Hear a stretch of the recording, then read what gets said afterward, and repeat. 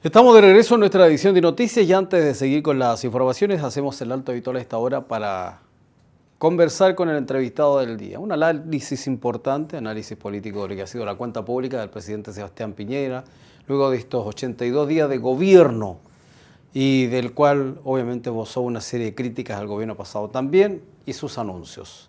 Para ello, nuestro permanente colaborador de INET Televisión, el cientista político de la Universidad de los Lagos, don Jorge Bail. Don Jorge, bienvenido a INET Televisión, ¿cómo está? Bien, muy buenas tardes. Me imagino que leyó, releyó y revisó bien lo que ha dicho el presidente Sebastián Piñera. Sí, como en este tipo de intervenciones que corresponde a una cuenta pública en la cual el gobierno le fija los lineamientos que ha asumido al Parlamento, a la Cámara de Diputados y al Senado reunido plenamente, y que esta vez, por segunda vez, ya se cambia al 1 de junio en vez del 21 de mayo como era antes. Evidentemente que un gobierno que llega no tenía mucho que informar, sino que tenía que anunciar lo que eran sus lineamientos para los próximos años. En esa misma medida, cuando llega un gobierno nuevo, siempre anuncia lo que tiene que hacer en función de que lo que anterior era muy malo. Por lo tanto, era esperable que fuera un centro de las críticas al gobierno saliente de la presidenta Bachelet y que en estos 82 días todavía no se viera dibujado nada concreto. Pese a que él habla de la amistad cívica y del diálogo. ¿Ah? Bueno, yo creo que en la medida que no tiene mayoría el gobierno, los partidarios del gobierno no tienen mayoría ni en la Cámara de Diputados ni en el Senado, hay que buscar un acuerdo nacional para poder aprobar nuevas leyes o modificación de las antiguas. En ese sentido es que yo creo que el gobierno de Sebastián Piñera va a estar marcado por el llamado a la unidad nacional, a las vetas patrióticas y a la soberanía para enfrentar algunos problemas generales. Eso no podría no ser así en este caso con los gobiernos minoritarios en el Parlamento. ¿Qué le dice a usted cuando él dice promover una sociedad libre, creativa y flexible? Yo creo que está recuperando y está subrayando los valores del liberalismo. Sebastián Piñera representa al ala liberal de lo que son las clases dominantes, a diferencia del ala conservadora que siempre ha sido marcado por la UDI. Por lo tanto, él está reivindicando en este gobierno de Piñera II, está reivindicando los valores liberales que él siempre encarnó y que estuvo muy dificultado en su primer gobierno para hacerlo, en la medida que la hegemonía en ese gobierno correspondió más bien al sector conservador de la UDI. Ahora tiene una ventaja de que está centrado en Renovación Nacional y Evópoli, la hegemonía de ese nuevo gobierno, lo que lo hace distinto en los valores, en subrayar ciertos aspectos y por lo tanto lo que usted me subraya de la libertad, la creatividad, son coherentes con ello.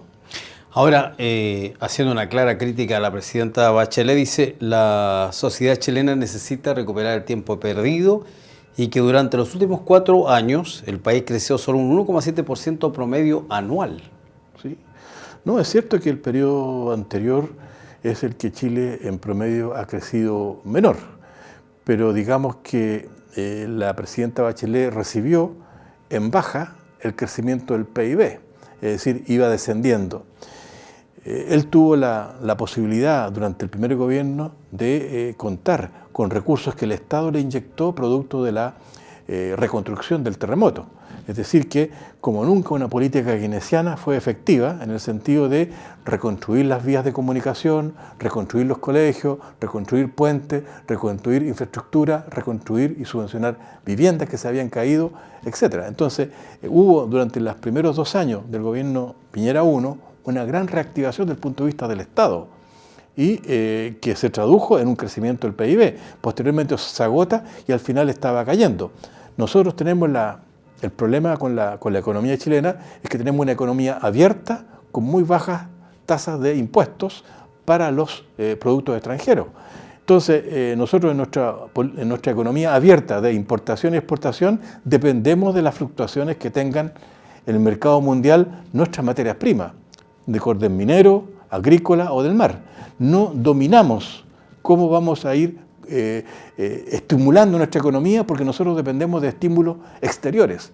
Y en esa misma medida son un poco los defensores de este modelo abierto y liberal, este modelo integrado a la globalización, los que tienen que hacerse responsables cuando nos va bien y cuando nos va mal. En este caso, en el periodo que estamos, nos está yendo un poco mejor porque se están revalorizando los productos de origen primario y que al menos por un corto plazo van a tener este estímulo vigente. Además, teniendo en cuenta que Michelle Bachelet tuvo un segundo gobierno que pudo haber mejorado con la experiencia del primer gobierno y que no le fue bien, ¿un Piñera debería hacerlo mucho mejor? Es que yo creo que son dos enfoques distintos. El enfoque de la socialdemocracia para administrar el gobierno y los problemas de la sociedad son distintos a los que tiene un gobierno liberal, que retira un poco los aspectos focalizados de intervención del Estado. Entonces, en la medida que el liberalismo le coloca todo al Estado, eso depende, le coloca todo a los agentes privados, al mercado. El mercado se estimula cuando los agentes privados piensan que van a tener tasas de ganancia suficientemente buenas o mejores de las que tenían antes. Es lo que pasa con el cobre. Gran parte de la caída de la inversión chilena es producto de que el cobre tuvo precios muy bajos. Y como tenía cobre precios muy bajos, todo lo que era la inversión minera se vino y se derrumbó en la segunda parte del gobierno de Bachelet. Hoy día esa inversión importante en la minería solo va a volver si hay buenos negocios mineros y el precio del cobre y de otros minerales son altos, cosa que está moderadamente ocurriendo, pero hoy día ni los pirquineros, ni la pequeña minería, incluso la mediana minería tienen todavía dificultades para poder tener ganancias suficientes con el nivel de precio actual. ¿El gobierno o los dos gobiernos de Bachelet marcaron su presencia por el asistencialismo, digamos, en comparación a un Piñera que a lo mejor no anuncia bonos ni nada de eso? Yo creo que el Estado chileno sigue siendo subsidiario. ¿Ya? Y sigue haciendo intervenciones focalizadas en temas muy marcados como son la extrema pobreza, como son los problemas de empleo de las madres solteras, jefas de familia, como son una serie de intervenciones que tienen que ver con el mejoramiento de los barrios. Sin embargo, la inversión estatal en el medio social siempre es insuficiente para la magnitud de los problemas que tenemos. Seguimos siendo una de las sociedades más injustamente distribuidos en los ingresos. Es decir, en la medida que haya una disparidad tan grande que va aumentando en el tiempo, evidentemente que van a producirse disfuncionalidades y nos va a llevar a intervenciones resultados de esas disfuncionalidades, como son la delincuencia, la expansión hoy día del tema de la droga en los barrios, etc. Entonces siempre va a ser insuficiente en la medida que usted excluye, en la medida que se van aumentando las brechas entre los más ricos y los más pobres. En esa misma medida los más pobres se sienten con derecho a organizarse y tomar por sus manos lo que favorece este resurgimiento de lo que hoy día es la delincuencia, la audacia de la delincuencia, la frecuencia de ella y en general de que al estar los salarios tan bajos, hacer el salario mínimo 276.000 pesos, aunque se está discutiendo cómo sube a partir del mes de julio, evidentemente que distribuir o vender celulares robados, vender pequeños papelillos resulta un negocio más atractivo para aquel que está excluido en una población. Hoy día es necesario reducir las desigualdades sociales porque de esa manera nunca vamos a transitar al desarrollo, nunca vamos a alcanzar a un nivel de satisfacer las necesidades fundamentales de la gran masa de la población que lo necesita.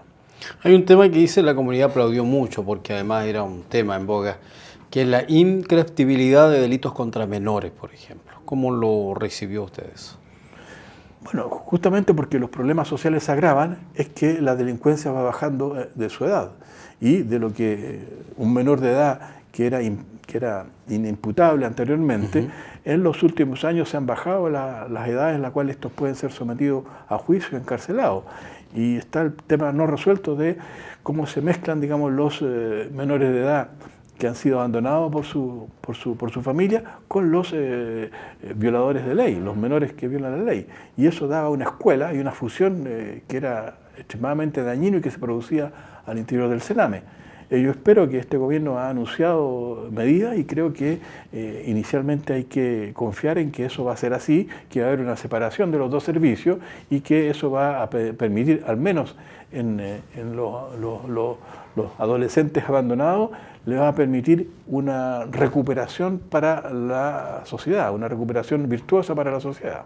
¿Ya advierte cambios en Carabineros, por ejemplo, luego de toda esta debacle ocurrida? Yo veo que hoy día Carabineros está muy cuestionado por la sociedad, por las comunas, y lo veo muy paralizado. Es decir, yo creo que hoy día, menos que antes, los Carabineros salen a hacer patrullas por sus poblaciones porque son muy mal vistos.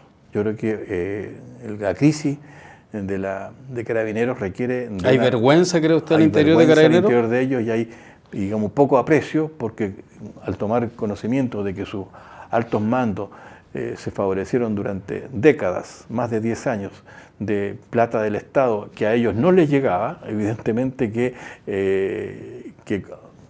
consideran que eso no es justo y tienen menos iniciativa para la pesquisa, para la ronda, para las tareas que habitualmente hacen. Y de otro lado, digamos, la población los menosprecia y les coopera menos.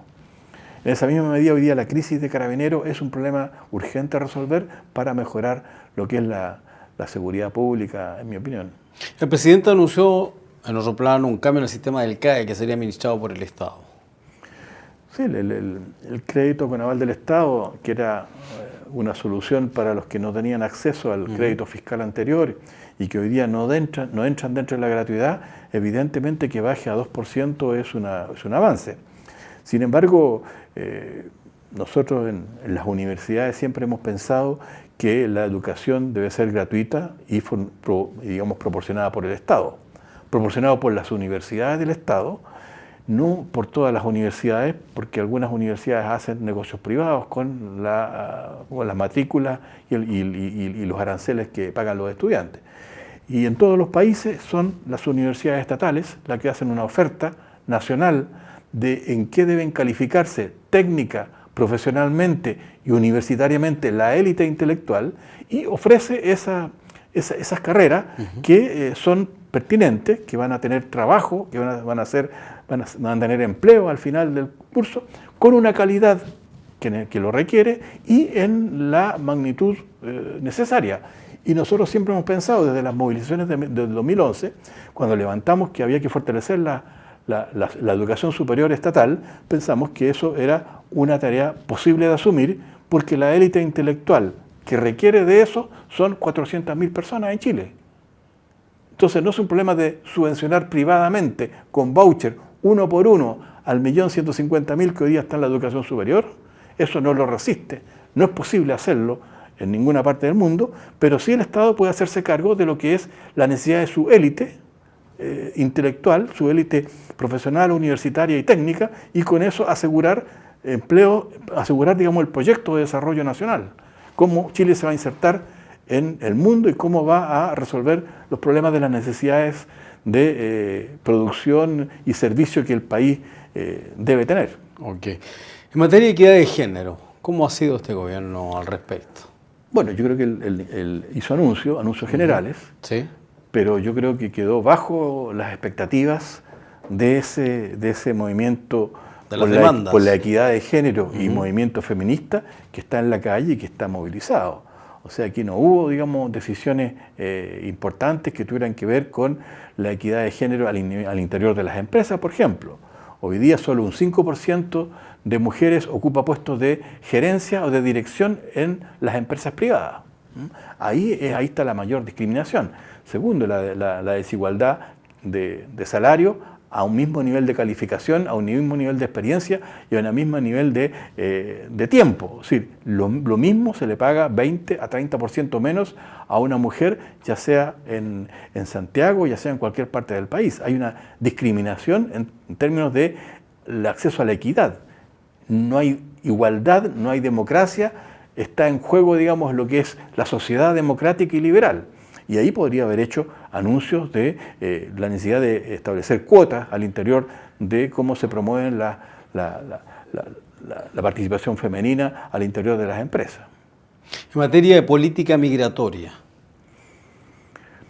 Bueno, la política migratoria es un problema siempre desafiante para cualquier país. A mí me tocó vivir en Francia, en Europa, durante 20 años, y Europa tiene un problema de la migración porque la situación deteriorada de Oriente Medio y del África hace que los flujos migratorios sean muy grandes por ingresar a la Unión Europea y beneficiarse de del nivel de vida que ahí hay.